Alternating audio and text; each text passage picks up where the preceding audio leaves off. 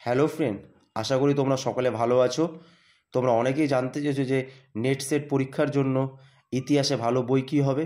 তোমরা যারা ইতিহাস বিষয়ে পরীক্ষা দিচ্ছ নেট সেট, আর যারা বিভিন্ন এক্সামে পরীক্ষা দিচ্ছ, ধরো school service commission, Madras service commission বা ডব্লিউবিসিএস বা যে কোনো এক্সাম তোমাদের ইতিহাস আছে, অবশ্যই তোমরা এই বইটা ফলো করতে পারো।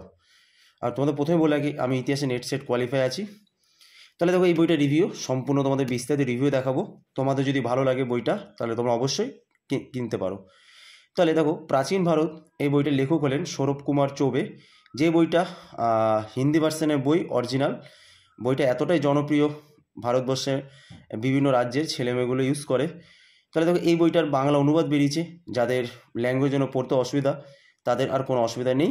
তাহলে দেখো, এই বইটা ইউনিভার্সাল বুকস থেকে বেরিয়েছে। এই বইটার দাম কত? প্রথমে দামে আসি, বেশি দাম না। দেখো, 350 টাকা প্রিন্টের দাম আছে। তোমরা পেয়ে যাবে 250-এর মধ্যে। বইটা তোমরা অফলাইন, অনলাইন, ফ্লিপকার্ট, অ্যামাজন সমস্ত জায়গায় পাবে তোমরা বইটা।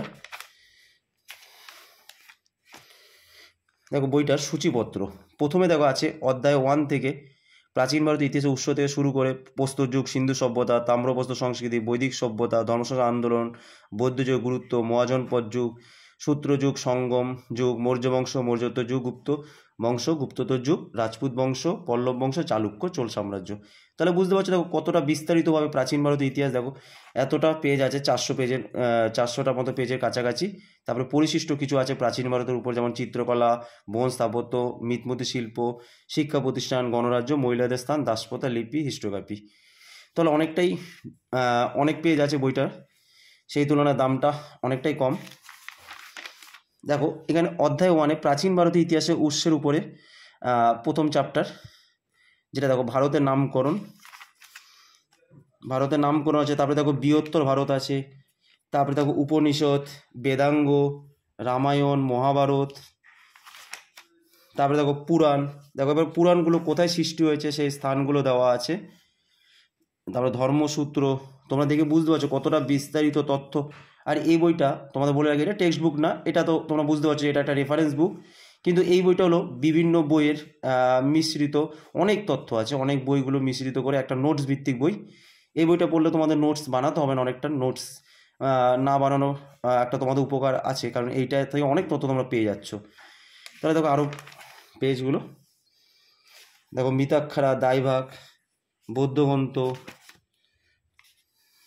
জৈন সাহিত্য, কলহনে দেখো রাজতরঙ্গিনী, তার বিস্তারিত তথ্য, বিভিন্ন বইগুলো দেখো, হরিসেনের বৃহৎকথা কোষ,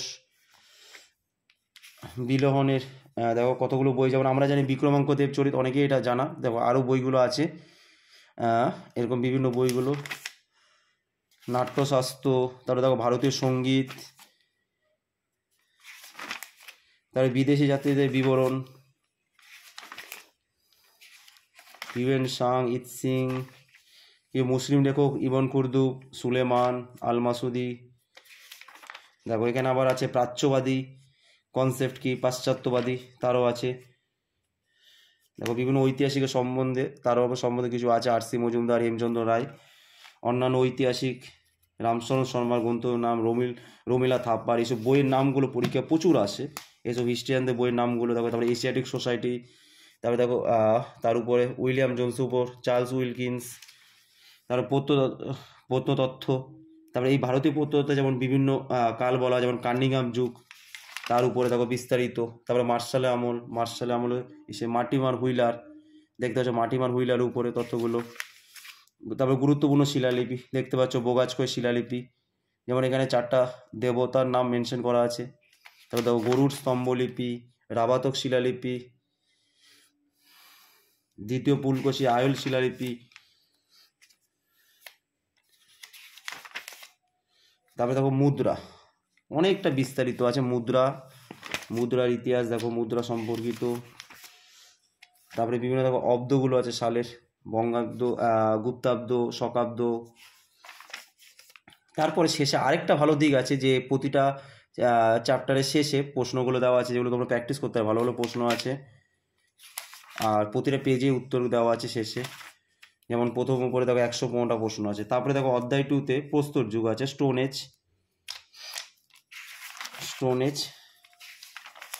টুকটাক ছোটো খাটো যেগুলো এক্সামগুলোতে এই চ্যাপ্টারটা আসে না, তোমরা অবশ্যই যারা পড়বে তোমরা এগুলো একটু পড়তে হবে না, তোমাদের কোনগুলো পড়বে যেগুলো সূচিপত্র দেখে পড়বে, যারা নেট সেট দিচ্ছ তাদের অবশ্যই পড়তে তো হবেই। আর এই বইটা পড়লে তোমাদের অনেকটা জিআরএফ পেতেও সুবিধা হবে। এবার দেখো তোমাদের সিন্ধু সভ্যতা একটু বিস্তারিত দেখাই। এবার দেখো সিন্ধু সভ্যতা ম্যাপও দেখো করা আছে, কিন্তু বেশি একটা ম্যাপ নেই, এটা আমার কিন্তু আছে ম্যাপও।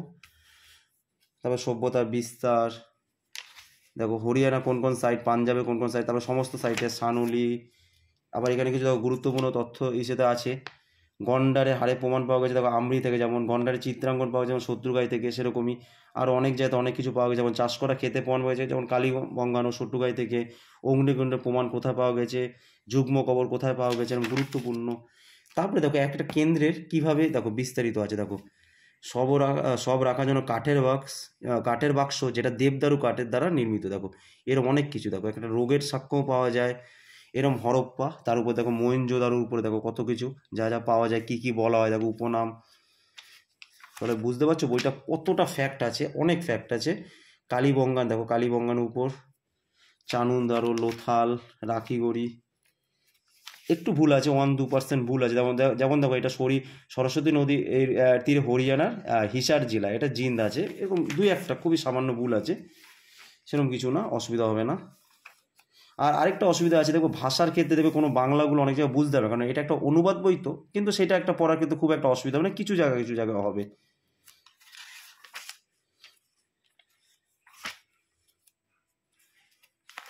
এটা এখনও সিন্ধু সভ্যতা দেখো, সিন্ধু সভ্যতা পতনের কারণ কোন ঐতিহাসিক কোন মতামত দিয়েছেন তার চার্ট আকারে আছে। শেষে দেখো সিন্ধু সভ্যতার উপর বিভিন্ন বইগুলো, তারপরে শেষে সিন্ধু সভ্যতার উপর প্রশ্ন দেখো কতগুলো আছে, 50টা, ভালোই প্রশ্ন আছে। তারপরে তাম্রপ্রস্তর সংস্কৃতি, তারপরে দেখো বৈদিক সভ্যতা খুবই গুরুত্বপূর্ণ আছে। দেখো বৈদিক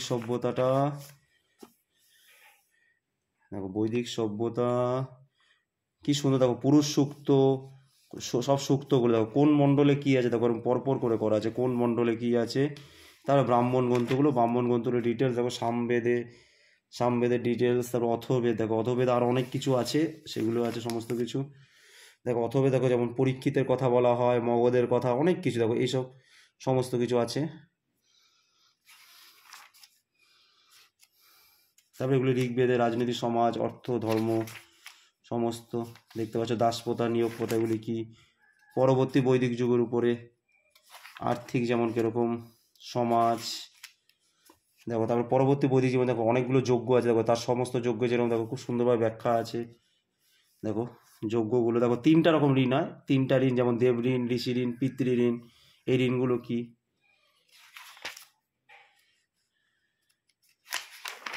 তারপরে বৈদিক সভ্যতা শেষে চ্যাপ্টারের উপরে প্রশ্ন, এই 60খানা, এখানে দেখো 74খানা আছে।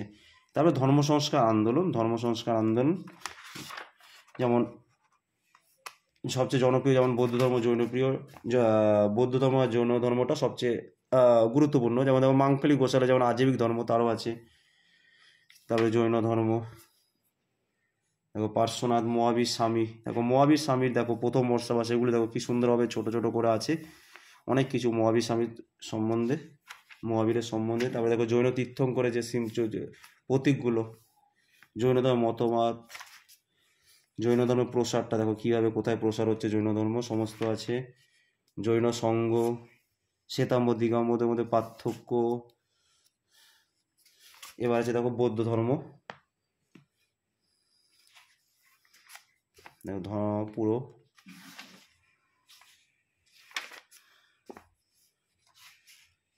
দেখতে পাচ্ছি। দেখো বুদ্ধের, যেমন দেখো বুদ্ধের শিষ্য, যেমন দেখো একটা তোমরা মাদ্রাসায় পেয়েছিলে বুদ্ধের, গৌতম বুদ্ধের কোন শিষ্য নাপিত ছিল, দেখো উপালি, যেমন দেখো এখান থেকে চলে আসছে, দেখতে পাচ্ছ। তাহলে এগুলি দেখো তোমরা অনেকভাবে যে জীবন মুখোদা পড়ছি বা অন্য বই যারা এসএসসি বা নর্মাল এক্সাম দিচ্ছ ছাড়ো, তারা দেখছো তোমরা যারা মাদ্রাসা দিলে যে 20টা বা 15টা প্রশ্ন যেমন একটু আনকমন থাকে, ওই আনকমনের জন্য একটু এরকম ডিটেলস তো পড়তেই হবে, নাহলে যা কম্পিটিশন বুঝতে তো পারছো, সেটা এই বইটা তোমাদের অনেকটা হেল্প দেবে,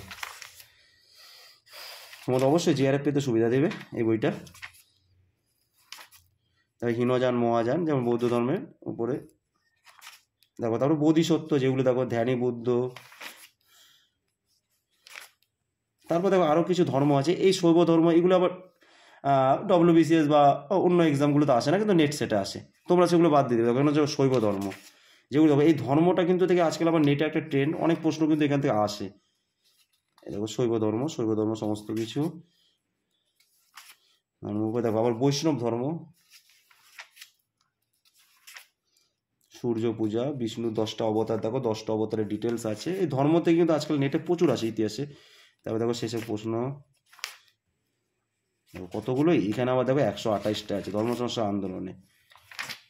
এবার দেখো এখানে মহাজন পথ যুগে চলে আসছে, উত্তর দিক দক্ষিণ দিক। এবার সমস্ত মহাজন পথগুলো, তারপরে মহাজন পথে ঘিরে যে মগধে একটা সাম্রাজ্য স্থাপন হয় মগধে।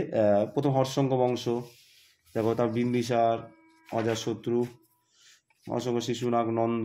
তারপরে একটা বিদেশি আক্রমণ, আর অবশ্যই এখানে আলেকজান্ডার আক্রমণ খুব ইম্পর্টেন্ট। দেখো আলেকজান্ডার আক্রমণের প্রভাব। তারপরে দেখো তক্ষশিলা সম্বন্ধে আছে। তারপরে দেখো পাটলিপুত্র।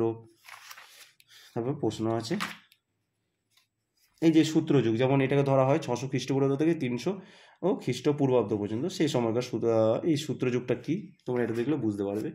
তারপরে এই সঙ্গম যুগটা অনেকে ভয় পায়, কিন্তু দেখো আমার অনেক বেসিক এক্সামে কিন্তু এই তিনটার মধ্যে চলে আসে। দেখো প্রথম কোথায় সম্মেলন হয়েছিল, দ্বিতীয় কোথায়, কে সভাপতি ছিল, কোন স্থানে, দেখো এই চার্টের মধ্যে। তারপরে আরও তো ডিটেলস পড়তে হবে অবশ্যই, বিভিন্ন এক্সামের জন্য লাগবে। দেখো সঙ্গমে যেমন 3টে, চোল, চের, পাণ্ড্য, সঙ্গম যুগের আমল, সঙ্গম যুগ। এবার তো সেই প্রশ্ন সঙ্গম যুগ। তারপরে দেখো মৌর্য বংশ, এই যে মৌর্য বংশ দেখো প্রথমে উৎস আছে, দেখো মেগাসিন ইন্ডিকা, বৌদ্ধ গ্রন্থ, জৈন গ্রন্থ, কি বলা আছে সমস্ত শিলালিপি। তারপরে শিলালিপিতে আছে। তারপরে দেখো চন্দ্রগুপ্ত মৌর্য উপাধি কী ছিল, চন্দ্রগুপ্ত মৌর্যের সম্পূর্ণ প্রাথমিক জীবন কী ছিল, চন্দ্রগুপ্ত মৌর্যের রাজনীতিক কৃতিত্ব। তারপরে দেখো এগুলি বিম্বিসার বা অমৃতাঘাত। তারপরে দেখো এই সুদর্শন হ্রদে যেমন প্রশ্ন আসে, কোন রাজা, দেখো যেমন অশোকের আমলে কে করেছিল, দেখো চন্দ্রগুপ্ত, অশোক, রুদ্রদামন, স্কন্দগুপ্ত, এরা যেমন জড়িত ছিল। এদের সময় গভর্নর কে ছিল, দেখো তার চার্ট কি সুন্দরভাবে আছে। বিন্দুসার। তারপরে দেখো অশোকের এবার শিলালিপিগুলো এখানে বিস্তারিত হবে, শিলালিপি যেখান থেকে অনেক প্রশ্ন আসে। এটা তো আগের বছর মেবি অনেক প্রশ্ন আসছিল, প্যারাগ্রাফও যেটা আসে প্যারাগ্রাফ সেখান থেকে এসেছিল। এই শিলালিপিগুলো ভালো করে আমাদের মনে রাখতে হবে, যেগুলো আমাদের খুব গুরুত্বপূর্ণ থাকে শিলালিপি। অনেকে মনে রাখতে পারে না, কিন্তু ভালো করে পড়লে মনে রাখা যাবে। দেখো এই শিলালিপি কোন আবিষ্কারককে, কত সালে, এগুলো আলাদাভাবে দেওয়া আছে। তারপরে অশোক কোথায় দেখো ধর্ম প্রচার করে, তারও দেখো কি সুন্দরভাবে চার্টের আকারে আছে। ধর্ম প্রচার দেখো কোন দেশে, কোথায়, দেখো আমি একটু বিস্তারিত, কারণ অনেকগুলো আমি শর্ট করা যেত, কিন্তু যত দেখা যাচ্ছে তোমরা বিস্তারিত তোমরা যদি দেখে নিতে পারো পুশ করে বা একটু পড়ে যে কেমন আছে, তাহলে তোমরা একটা ধারণাটা বেশি হবে। তার জন্য তোমাদের ডিটেলসটা দেখানো। দেখো মৌর্য প্রশাসনটা দেখো চার্টের আকারে করা আছে। এই চার্টটাও খুব সুন্দর, আবার এই বইটার কি সুন্দর চার্টের আকারে করা আছে। দেখো বিভিন্ন অধ্যক্ষগুলো আছে, মৌর্য যুগের কর্মকর্তা, গুপ্তচর ব্যবস্থা, সামাজিক জীবন, মৌর্য শিল্পকলা। দেখো স্তূপের আবার ডিটেলস, 84,000 স্তূপ নির্মাণ হয় অশোকের আমলে, আমরা জানি। দেখো তারপরে মৌর্যোত্তর যুগ, শুঙ্গ বংশ, তারপরে দেখো সাতবাহন, তারপরে কলিঙ্গের চেদি রাজবংশ, ইক্ষ্বাকু বংশ, আবির বংশ। তারপরে আরও আছে এখানে বাকাটক বংশ। তারপরে ইন্দ্রজবন, শক, পল্লব, মৌর্য পরবর্তী কুষাণ।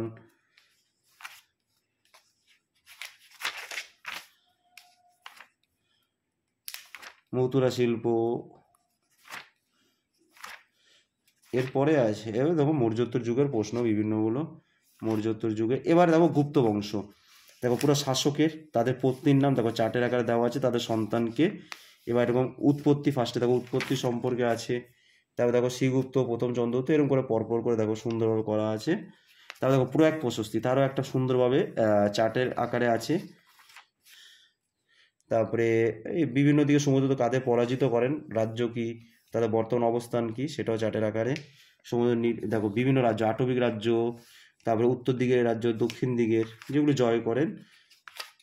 তারপরে দ্বিতীয় চন্দ্রগুপ্ত, এরকম করে দেখো কালিদাস। এই দেখো নবরত্ন, দ্বিতীয় নবরত্ন, তাদের দেখো এরকমভাবে আছে নবরত্ন। বিভিন্ন শিলালিপিটা দেখো চার্টের আকারে আছে। পরবর্তী গুপ্ত আমরা জানি পরবর্তী গুপ্তরও কিছু শাসক আছে, এই পরবর্তী গুপ্ত আলাদাভাবে করা আছে। এবার গুপ্ত যুগের ব্যবসা বাণিজ্য, মহিলাদের অবস্থা, এরকম সমস্ত কিছু সমাজ, অর্থনীতি, ধর্ম, সাহিত্য। দেখতে পাচ্ছ কালিদাসে কী বই কী আছে দেখো, সমস্ত কিছু ডিটেলস তোমরা একটু ভালো করে পুশ করে দেখতে পারো। এখানে অভিজ্ঞান শুকুন্দারামকে লিখে দেখো, বা মালবিকা গুপ্তম এখানে কী আছে, রঘুবংশম সমস্ত কিছু। এবং আর্যভট্ট, ব্রহ্মগুপ্ত তাদের সম্বন্ধ আছে। গুহা স্থাপত্য গুপ্ত যুগের। তারপরে প্রশ্ন গুপ্ত যুগের উপর, তারপরে প্রশ্ন আছে গুপ্ত যুগের উপর, তারপরে প্রশ্ন আছে। এবার দেখো গুপ্ত পরবর্তী যুগ, যেটা দেখো মালবের যশ ও ধর্মন, বল্লভী মৈত্র বংশ, হুন। তারপরে পরবর্তী গুপ্ত বংশ, এখানে আরও কিছু আছে। কনজে মকরি বংশ, থানেশ্বরে বর্ধন রাজবংশ, যেটা পুষ্যবতী রাজবংশ, বিশেষ করে হর্ষবর্ধন খুব গুরুত্বপূর্ণ।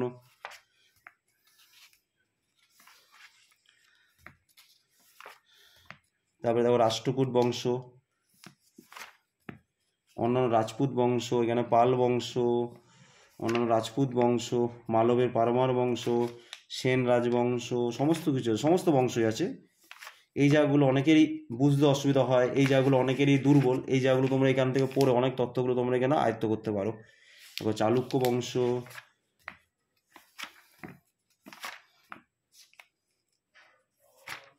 তারপরে দেখো কিছু স্থাপত্য সেগুলো আলাদাভাবে আছে, চান্দোল স্থাপত্য, রাষ্ট্রকূট স্থাপত্য, তারপরে শেষে গুপ্তধর যুগের প্রশ্ন আছে। তারপরে তারপরে দেখো পল্লব বংশের উপরে এরকম চালুক্য বংশ,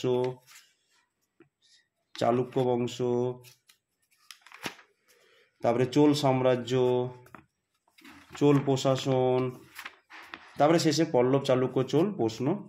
তারপরে পরিশিষ্ট যেগুলো আছে, যেমন চিত্রকলা তোমরা প্রথমে দেখলে, শিক্ষা প্রতিষ্ঠান দেখো, তার মধ্যে নালন্দা, বল্লভী, এগুলি তো প্রচণ্ড আসে নেট সেটে। তোমাদের এই বইটা একদম কণ্ঠস্থ করতে হবে, পড়ে পড়ে একেবারে। প্রাচীন ভারতে নারীদের অবস্থান দেখো, বিবাহ পুরো 8টা বিবাহের উল্লেখ, 16 সংস্কার, 16টা যে সংস্কার আছে হিন্দু ধর্মে তার পুরো ডিটেলস আছে। তারপরে বিভিন্ন রাজধানীর নাম, প্রাচীন নাম, আধুনিক নাম, বিভিন্ন যেগুলো প্রাচীন নাম, আধুনিক নাম, রাজধানী, এরকম করে যেগুলো শেষে দেখো আবার উপাধি, কার কি উপাধি ছিল দেখো, আবার গুরুত্বপূর্ণ বক্তব্য, আবার বিশেষ শব্দ ভাণ্ডার, আবার কিছু হিস্টোগ্রাফি, যেটা আপনার হিস্টোগ্রাফি নেটে থাকে সেই হিস্টোগ্রাফিটা, এটা নেটে সেটে আসে, যেটা লাস্টে শেষে আবার ইম্পর্টেন্ট বুকস করে দেওয়া আছে। আশা করি দেখতে পাচ্ছ। আশা করি তোমাদের বইটা যদি ভালো লেগে থাকে অবশ্যই তোমরা বইটা কিনতে পারো, খুবই ভালো বই একদম। এই বইটা কিনে যদি তোমরা পড়তে পারো অবশ্যই তোমাদের নেটে জেআরএফ হতে বাধ্য, আর অবশ্যই তোমরা সেট পাস করবে। আরও যারা বিভিন্ন এক্সাম দিচ্ছ অবশ্যই তোমরা বইটা ফলো করতে পারো। আর যদি অবশ্যই তোমাদের ভালো লাগে চ্যানেলটা, এটা মূলত ইতিহাসের চ্যানেল, তাহলে তোমরা নতুন হলে অবশ্যই সাবস্ক্রাইব করবে, অবশ্যই ভালো লাগলে কমেন্ট করবে, কারণ পরবর্তীকালে আরও ভালো ভালো ইতিহাসের উপরে তোমাদের বিস্তারিত বইয়ের রিভিউ দেখাবো। এটা প্রাচীন ভারতে যেমন সৌরভ কুমার চৌবে দেখালাম, আরও 1-2 দিনের মধ্যে তোমাদের মধ্যযুগে ভারত উপর আরেকটা বিস্তারিত এরকম ভালো বই, খুব সুন্দর বই, এইসব বই কিনে নিলে যদি ভালো করে পড়তে পারো তাহলে সাফল্য একদম আসতেই বাধ্য। তাহলে অবশ্যই তোমাদের ভিডিওটা দেখার জন্য ধন্যবাদ। সকলে ভালো থাকো, ভালো করে পড়াশোনা করো, আর যদি ভালো লাগে তাহলে অবশ্যই তোমার চ্যানেলটা একটু সাবস্ক্রাইব করবে, অবশ্যই চ্যানেলটা শেয়ার করো। তোমরা পাশে থাকলে অবশ্যই এরকম তোমাদের আমি সাহায্য করে যাব। আর অবশ্যই ভিডিওটা দেখার জন্য ধন্যবাদ।